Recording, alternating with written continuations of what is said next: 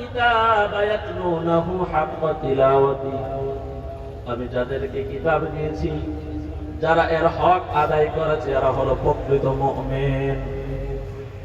আমরা যারা এখানে উপস্থিত হয়েছি, আমার মুরব্বী বাবারা সকলে দিলের কানটা লাগায় কথা করে শ্রবণ করবেন। অনেকের বাক্যক্ষতার কারণে আল্লাহর কোরআনটা তাকায় তাকায় চোখের দৃষ্টিতে পড়তে পারে না, কথা বলেন ঠিক কিনা? কিন্তু ছোটবেলায় মক্তবে নুরানি মাদ্রাসায় মা বাবা যখন নিয়ে গিয়েছে, আল্লাহর কোরআনের 114 সূরার মধ্যে ছোট ছোট কয়েকটি সূরা আছে কোরআন শরীফের একেবারে শেষ দিকে। এর মধ্যে ছোট একটা সূরা আছে সূরাতুল ইখলাস। পারেন কি পারেন না? যার নাম হলো কুল হুয়াল্লাহ। আমরা সবাই যেটাকে সহজ ভাবে চিনি কুল হুয়াল্লাহ সূরা, সবাই পড়েন বিসমিল্লাহির রাহমানির রাহিম। কুল হুয়াল্লাহু আহাদ আল্লাহুস সামাদ লাম ইয়ালিদ ওয়া লাম ইউলাদ ওয়া লাম ইয়াকুল লাহু কুফুয়ান আহাদ। আমার ভাইয়েরা, এই ছোট্ট সূরাটা যদিও ছোট কিন্তু এটার ওজন অনেক বড়। পয়গম্বর বলে উম্মত যারা প্রতিদিন এই ইখলাস কুল হুয়াল্লাহ সূরাটা 3 বার তেলাওয়াত করবা, একবার যদি কেউ পড়ে 10 পারা কোরআন তেলাওয়াতের সব আমল নামায় দেওয়া হবে। 2 বার যদি পড়ে 20 পারা কোরআন তেলাওয়াতের সব আমল নামায় দেওয়া হবে। 3 বার যদি কেউ পড়ে আমার আল্লাহ 1 খতম কোরআন তেলাওয়াতের সব আমল নামায় দান করবে।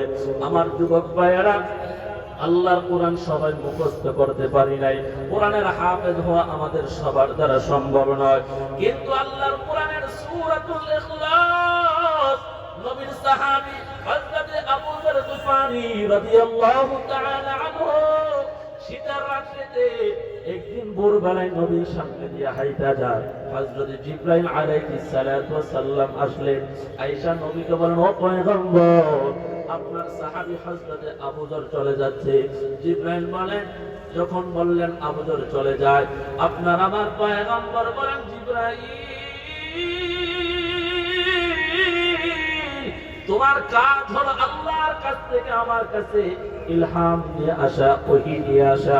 ও জিবরাইল, তুমি তো দুনিয়ার কাউকে চেনার কথা নয়, আমার সাহাবী আবু যর গিফারীকে তুমি কিভাবে চিনলা, তার নামটা কিভাবে জানলা? হযরত জিবরাইল আলাইহিস সালাতু ওয়াস সালাম বলেন, ও পয়গম্বর, শুধু আপনার সাহাবীর নাম আমি জানি বিষয়টাই এমন নয়, আসমানে যত ফেরেশতা আছে আপনার সাহাবীর নাম সমস্ত ফেরেশতার মুখে মুখে জোরে কন্যা সুবহানাল্লাহ।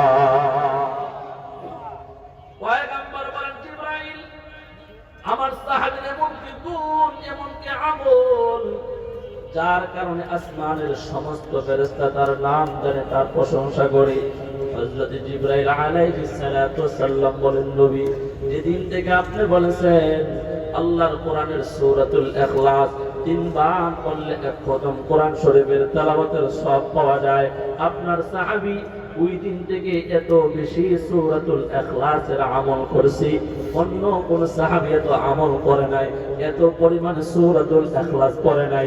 আমার আল্লাহ আপনার সাহাবীর প্রতি রাজি, আমার আল্লাহ খুশি হয়ে গেছে। আসমানের সমস্ত ফেরেশতার কাছে আপনার উম্মতের নাম ধরে আল্লাহ প্রশংসা করেছে, জোরে কন্যা সুবহানাল্লাহ। 2 নাম্বার, আপনার সাহাবীর মধ্যে আরেকটা গুণ আছে, ওইটা হলো আপনার সাহাবী নিজেকে এত ছোট মনে করে, নিজেকে এত ছোট মনে করে যে আল্লাহ যদি কাউকে জাহান্নামে দেওয়ানোর জন্য বানায়, আল্লাহ যদি জাহান্নামের লাকড়ি দিয়ে পোড়া দেওয়ার জন্য কারণে বানায়, তাহলে আমি হইলাম ওই জাহান্নামের আসামি। নিজেকে এত ছোট মনে করে, যখন সময় পা কান্না করে, আল্লাহর কাছে হাত উঠে কান্না করে, আল্লাহ তুমি আমার প্রতি অসন্তুষ্ট হয়ে জাহান্নামের আগুনে ফালাই দিও না রে আল্লাহ, আমি বড় গুনাহগার, আমি বড় দুর্বল, আয় আল্লাহ জাহান্নামের আগুন সহ্য করতে পারবো না রে মালিক,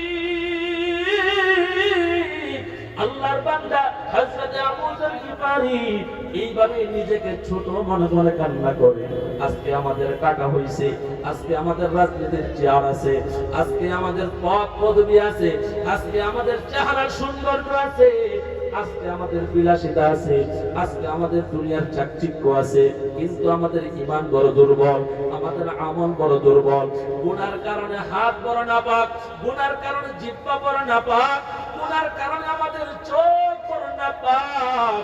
আরে আল্লাহর বান্দা, এই দুনিয়াটা তো থাকার জায়গা না। গুনাহ নিয়ে যদি কবরে যাও, দুই পাশের মাটি এমন করে চাপ মারবে যুবক, সহ্য করতে পারবি না। অতএব বান্দা, আজকের এই ওয়াজ দুয়ার মাহফিলে, হালকা জিকিরের মাহফিলে যারা আসছো, নায়েব আমিরুল মুজাহিদিন আল্লামা শায়খ মুফতি সৈয়দ মোহাম্মদ ফয়জুল করিম দামাত বারাকাতুহুল আলিয়ার সাথে দুয়ার মধ্যে কান্না করিয়া, দুয়ার পূর্বে তওবা করিয়া আল্লাহর কাছে ক্ষমা চেয়ে যদি যাইতে পারো, তওবার দ্বারা গুনাহ মাফ হয়ে যায়, তওবার দ্বারা গুনাহ মাফ হয়ে যায়, তওবার দ্বারা আল্লাহ তাআলা বান্দাকে জান্নাতি বানায়া দেয়। একটু আওয়াজ করে বলেন না সুবহানাল্লাহ। আমরা যারা এখানে আসছি, বলেন না আমাদের আমল নামে গুনাহ আছে না নাই? গুনাহ নিয়ে কবরে যাইতে চাই না, গুনাহ মুক্ত জিন্দেগি করতে চাই। গুনাহ মুক্ত জিন্দেগি করতে চাইলে আল্লাহর হুকুম, নবীর তরিকা ছাড়া উপায় নাই। নামাজটা ধরো, সুন্নাহ অনুসরণ করো, আহলে আল্লাহ ওয়ালাদের সুহবত থেকে জীবন যাপন করো, উলামায়ে কেরামদের সুহবত থেকে আমল তৈরি করো। এর নবীর উম্মতের দল, আমি আপনাদের সামনে দ্বিতীয় একটি আয়াত তেলাওয়াত করেছি। আল্লাহ বলেন, ইন্নাল্লাযীনা ইয়াতলুনা কিতাবাল্লাহ, নিশ্চয়ই যারা আমি আল্লাহর কিতাবটা তেলাওয়াত করবে, ওয়া আকিমিস সালাহ, যারা নামাজ কায়েম করবে, ইন্নাল্লাযীনা ইয়াতলুনা কিতাবাল্লাহ, আল্লাহ বলেন আমার কিতাব যারা পড়বে, ওয়া আকিমিস সালাহ, এবং যারা নামাজ কায়েম করবে, ওয়া আনফাকু মিম্মা রাযাকনাহুম সিররা ওয়া আলানিয়া, এবং আমি আল্লাহ যে নিয়ামত তোমাদেরকে দিয়েছি, রিজিক নামক দৌলত তোমাদেরকে দিয়েছি, আমি আল্লাহ বাড়ি দিয়েছি, আমি আল্লাহ ঘর দিয়েছি, আমি আল্লাহ তোমাদেরকে চাকরি দিয়েছি, আমি আল্লাহ তোমাদেরকে সব দিয়েছি, গাছপালা, তরুলতা, ফল, আর দুনিয়ার যত নিয়ামত আছে সবাই বলেন সবগুলা দেওয়ার মালিক কে? সব কিছু আমার আল্লাহর দেওয়া। আল্লাহ নবীকে তালিম দেয়, আল্লাহ নবীকে শিক্ষা দেয়, ও নবী, আপনার অন্তরের ভিতরে দুনিয়ার কোন শয়তান, দুনিয়ার কোন মহাব্বত, দুনিয়ার আন্তরিকতা যেন আমি আল্লাহ থেকে আপনাকে আলাদা না করতে পারে। আপনি বলেন কুল, আপনি বলেন ইন্না সালাতি ওয়া নুসুকি ওয়া মাহইয়ায়া ওয়া মামাতি লিল্লাহ ওয়া মামাতি লিল্লাহি রাব্বিল আলামিন।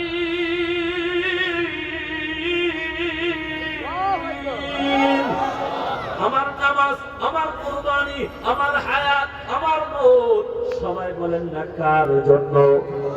আর যারা আওয়াজ করে বলেন না কার জন্য? নামাজ আমরা পড়ি রাজনীতির চেয়ার পাওয়ার জন্য, আমরা কুরবানি দেই মানুষকে দেখানোর জন্য। আল্লাহর কসম বান্দারে, নামাজ যদি মানুষকে দেখানোর জন্য পড়ো, নামাজ কবুল হবে না। কুরবানি যদি আল্লাহর জন্য না করে, মানুষ আমার শিল্পপতি বলবে, মানুষ আমার দানবী বলবে। এই নিয়ত যদি কে কুরবানি করো, কুরবানি শুধু আমরা বুঝি রমজান মাসের পরে কুরবানির ঈদ আসলে, ওই কুরবানির ঈদই বুঝি কুরবানি না, বান্দা না। জীবনে যা কিছু আল্লাহর জন্য কুরবানি করবা। এই যে সাইদ নগরের সাইদ সাহেব, হাজী সাহেব, এই নগরের এত বড় একটা দামি জায়গা আমার আল্লাহর জন্য, কোরআনের জন্য কুরবানি কইরা দিছেন যুবক। মাদ্রাসার প্রিন্সিপাল সাহেব বলছে, হাসরের ময়দানে প্রতিটা ইট সাক্ষী দিবে, প্রতিটা ইঞ্চি মাটি সাক্ষী দিবে। আল্লাহর কসম, হ্যাঁ অবশ্যই সাক্ষী দিবে। আল্লাহ এত দামি জায়গা সন্তানের জন্য রাখে নাই, বিবির জন্য রাখে নাই, মেয়ের জন্য রাখে নাই। অতএব বান্দা, উনি যেরকম মনটা বড় করে আল্লাহ রাস্তায় এত বড় দামি জায়গাটা কুরবানি কইরা দিছি, আমরাও তো ওনার সাথে শরীক হইয়া কোরআনের মাদ্রাসার জন্য, দ্বীন ইসলামকে টিকিয়ে রাখার জন্য, কোরআনের তালিমের জন্য, গরিব দুঃখীর রিকশাওয়ালা, সিএনজিওয়ালা, গার্মেন্টসের শ্রমিকের বাচ্চাকে কোরআনের তালিম দেওয়ার জন্য এরকম একটা প্রতিষ্ঠান রেখে যাওয়া দরকার। কিন্তু বাবা আপনার দ্বারা সম্ভব না, আমার দ্বারা সম্ভব না। আল্লাহ আমার আপনার এত বড় ধনী বানাই নাই, কিন্তু আমার আপনার পকেটে এক বস্তা চাউলের টাকা আছে, একদিনের খাবারের টাকা আছে, এক সপ্তাহের খাবারের টাকা আছে। কোরআনের মহাব্বতে আল্লাহ মা বাবা আমারে কোরআন পড়াই নাই, আয় আল্লাহ কোরআনের শিক্ষা পাই নাই, কিন্তু কোরআন ওয়ালাদের সাথে জান্নাতে থাকার জন্য আল্লাহর নবী বলেন হাফেজ কোরআন একা জান্নাতে যাবে না, আলেমরা একা জান্নাতে যাবে না। তাদেরকে যারা মহব্বত করবে, তাদেরকে যারা ভালোবাসবে, তাদের ইলম শেখানোর পিছনে যারা সহযোগিতা করবে, তাদেরকে যারা কিতাব ক্রয় করে তিনবেলার খাবার দিয়া, তাদেরকে যারা শক্তি জুটায়া কোরআনের পিছনে মেহনত করার জন্য সহযোগিতা করবে, হাসরের ময়দানে আমার আল্লাহ কোরআনের খেদমতের কারণে, দ্বীন ইসলামের খেদমতের কারণে তাদেরকেও জান্নাত দিবে। জোরে কন্যা সুবহানাল্লাহ। হাফেজদের সাথে, আলেমদের সাথে আমরা জান্নাতে যাইতে চাই কি চাই না? কারা কারা চাই? নারে তাকবীর। আল কোরআনের আলো সব জায়গাতে জালো, আল্লাহ কবুল করে বলে আমিন। আমার ভাইরা, কাফেররা, মুনাফিকরা, নাস্তিকরা কোরআনের আলো নিভিয়ে দিতে চায়, আর আমরা কোরআনের আলো জ্বালাইতে চাই। কথা বলেন ঠিক কি না? ইউরিদুনা লিইউতফিউ নূরাল্লাহি বিআফওয়াহিহিম ওয়াল্লাহু মুতিম্মু নূরিহি ওয়ালাউ কারিহাল কাফিরুন। যতই কাফের, মুশরিক, বেঈমান আমাদের ইসকন যতই ইসলামকে নিভিয়ে দেওয়ার জন্য ষড়যন্ত্র করে, কোরআনের মাদ্রাসা বন্ধ করার ষড়যন্ত্র করে, হাজার হাজার টুপিওয়ালা, দাড়িওয়ালা ইসলাম প্রেমিকরা হাতে হাত রেখে ওয়াদা করব, যত বাধা বিপত্তি আসুক না কেন, সাইদনগর মাদ্রাসা কোনদিন টাকার জন্য, খাবারের জন্য বন্ধ হবে না। রাজি আছেন ইনশাআল্লাহ? এতে যদি জানের প্রয়োজন হয়, জান দিতে প্রস্তুত থাকবেন তো? মালের প্রয়োজন হলে সবাই প্রস্তুত থাকবেন না? এটার আওয়াজ একটু আসতে হয়েছে, জোরে বলেন না ইনশাআল্লাহ? এটারে যারা আছেন আপনারা বলেন ইনশাআল্লাহ, আপনারা হাত উঠান বলেন ইনশাআল্লাহ। একজন মর্দে মুজাহিদ দেখতে চাই। এই মাদ্রাসার প্রতিদিনের খরচ আমি আজকে দেখলাম প্রায় কত, 1,20,000 টাকা। বোর্ডিং এর খাবারের খরচ, কারেন্ট বিল, গ্যাস বিল, হুজুরদের বেতন, এভরিথিং আরো যে খরচপাতি আছে, এটা আপনাদের কাছে আমি অল্প সময় আর বললাম না। আমার ভাইয়েরা, একদিনের খরচ যদি 1,00,000 টাকা 20,000 হয়, আপনার সংসারের 5 জন সদস্যের খরচ 10,000 টাকা, আপনার বাসা ভাড়া 20,000 টাকায় আপনার চলে না। আপনি চিন্তা করছেন এত বড় মাদ্রাসা আসলে এটা সাইদ সাহেব চালাইতে পারে না, প্রিন্সিপাল সাহেব চালাইতে পারে না, এটা চালানোর জিম্মা আমার আল্লাহর হাতে। কথা বলেন ঠিক কিনা? এই রিজিকের মালিক কে? জোরে বলেন রিজিকের মালিক কে? যিনি রাজ্জাক, যিনি আমাদেরকে রিজিক দেন। আমার ভাইয়েরা, আল্লাহর মহাব্বতে এই ভরা মজলিসে আমি মুসাফিরের হাতে এই মাদ্রাসার সহযোগিতা করার জন্য একজন মর্দে মুজাহিদ আছেন কি হুজুর? 1,00,000 টাকা মাদ্রাসায় আমি দান করবো ইনশাআল্লাহ। 2,50,000, 20,000, 30,000, আল্লাহ আপনাকে যতটুকু তৌফিক দিয়েছে, আপনার ফ্ল্যাট বাসা আপনার সাথে কবরে যাবে না, ব্যাংকের টাকা আপনার সাথে কবরে যাবে না। আমার ভাইয়েরা, ঘরের স্বর্ণ মুদ্রা আপনার সাথে কবরে যাবে না, স্ত্রী কবরে যাবে না, মেয়েটা কবরে যাবে না। কিন্তু এই সন্তানগুলোরে যদি কোরআনের খেদমত 1,00,000 টাকা দিয়ে যান, হতে পারে এই কোরআনের মাদ্রাসায় দিন আপনার জন্য সুপারিশ করবে। কথা বলেন ঠিক কিনা? কে আছেন 1,00,000 টাকা মাদ্রাসার জন্য দিবেন? সর্বপ্রথম আল্লাহর মহাব্বতে মর্দে মুজাহিদ, এই টুপিওয়ালা, দাড়িওয়ালা, আল্লাহওয়ালা বুজুর্গরা আপনার জন্য দোয়া করবে, আমিন বলবে। মাশাআল্লাহ।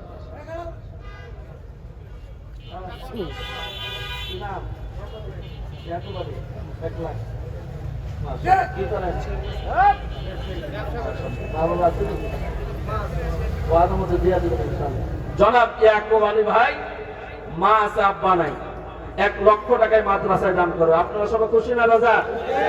ডান হাতটা উচ্চ করে একটা থাকবেন যে নারে তাকবীর, আল্লাহু আকবার। জনাব ইয়াকুব আলী সাহেব 1,00,000 টাকা আল্লাহ আপনি কবুল করেন, আপনার কবর জান্নাতের বাগান বানায় দেন। আয় আল্লাহ মার হায়াতটা বাড়ায়া দেন, দুনিয়ার ইজ্জত আখিরাতের ইজ্জত বাড়ায়া দেন। সবাই মিলে একটা আমিন বলতে পারবেন? মাশাআল্লাহ, আল্লাহ কবুল করেন। আয় আল্লাহ ওয়াদা অনুযায়ী দেওয়ার তৌফিক দান করেন। জনাব লিটন সাহেব আছেন এখানে? মাশাআল্লাহ, আসেন তো হাতটা মিলান। নারে তাকবীর, আল্লাহু আকবার। আল্লাহ আছে, মা বাবা নাই, কেউই নাই, এতিম।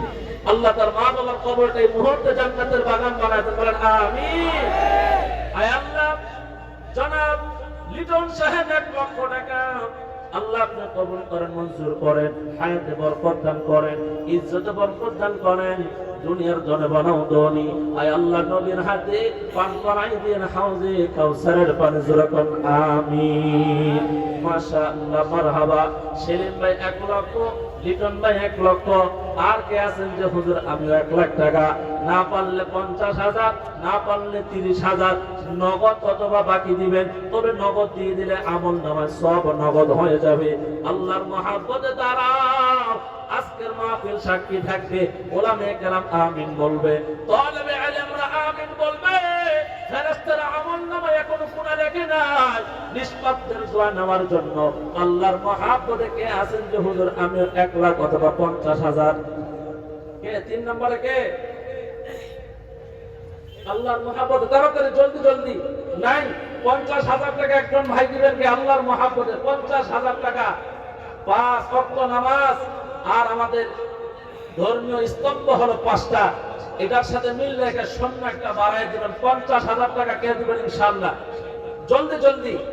আল্লাহর মহব্বতে, কোরআনের ভালোবাসায়, ইসলামের প্রতি দরদ নিয়া 50,000 টাকা দেওয়ানোর মতন নাই। 30,000 টাকা। আল্লাহর কোরআনের পারা কয়টা? জোরে বলেন না, কোরআন শরীফের পারা কয়টা? এই 30 পারা কোরআনের সুপারিশ নিতে চাই কি চাই না? একজন ভাই কে আছেন 30,000 টাকা দিবেন আল্লাহর মহব্বতে? মাশাআল্লাহ, জনাব শামীম সাহেব আল্লাহ আব্বা এবং নিজের নামে 50,000 টাকা আল্লাহ কবুল করেন, সবাই বলেন আমিন। 30,000 টাকা কোরআন শরীফের 30 পারার সাথে মিল রেখা জলদি জলদি হুজুর আসলে আমি কিন্তু চলে যাব কোরআনের সুপারিশ নেওয়ার জন্য। এতগুলা টুপিওয়ালা পাগড়িওয়ালা মুমিন মুত্তাকিদের দোয়া নেওয়ার জন্য 30,000 টাকা কে নাম বলেন? 20,000 টাকা, 10,000 টাকা আল্লাহর মহব্বতে নগদ দিবেন। একজন ভাইকে দেখতে চাই, হুজুর আমার ব্যবসা প্রতিষ্ঠানে যেন আগুন না লাগে, আমার ব্যবসা প্রতিষ্ঠানের চালান যেন বন্ধ না হয়ে যায়, চুরি যেন না হয়, 10,000 টাকা নগদ দিবেন আমার হাতে, আমি দোয়া করব। সকল টুপিওয়ালারা আমিন বলবে। কে আছে? 10,000, 20,000 আল্লাহর মহব্বতে, 5,000 মাঠ থেকে বলেন, একটু দাঁড়ান যাদের